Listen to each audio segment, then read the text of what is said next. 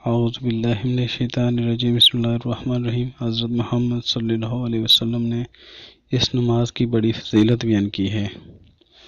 آپ ازواج مطہرات کو اور حضرت علی اور حضرت فاطمہ کو بھی ان کے گھر جا کر تہجد کے لیے بیدار فرماتے تھے۔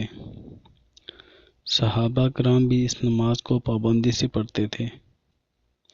آپ نے مسجد نبوی میں اس کے لیے ایک جگہ مخصوص کر دی تھی۔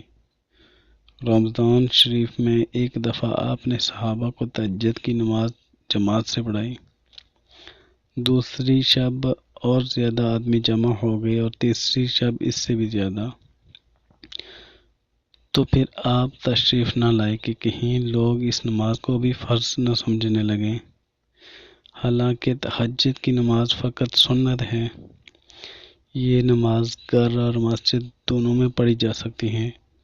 رسول اللہ نے تہجد کی نماز میں 2 رکعتیں بھی پڑھی، 4 بھی اور 8 بھی، 12 بھی۔ تہجد کا وقت: فرض عشاء پڑھنے کے بعد سو رہے، پھر شب میں طلوع صبح سے پہلے جس وقت آنکھ کھلے وہی تہجد کا وقت ہے۔ وضو کر کے کم از کم 2 رکعت پڑھ لے، تہجد ہوگی۔ اور سنت 8 رکعت ہیں اور معمول مشاق 12 رکعتیں ہیں۔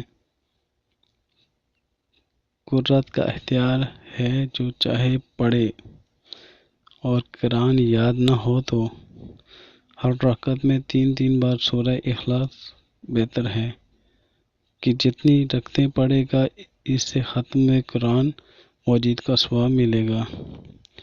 حدیث شریفہ میں نماز تہجد کی بڑی فضیلتیں وارد ہیں۔ تہجد کی کثرت سے آدمی کا چہرہ نورانی اور زیادہ خوبصورت ہو جاتا ہے۔ تہجد پڑھنے والا بلا حساب جنت میں جائے گا۔ اپنا خیال رکھیے گا۔ جزاک اللہ خیر۔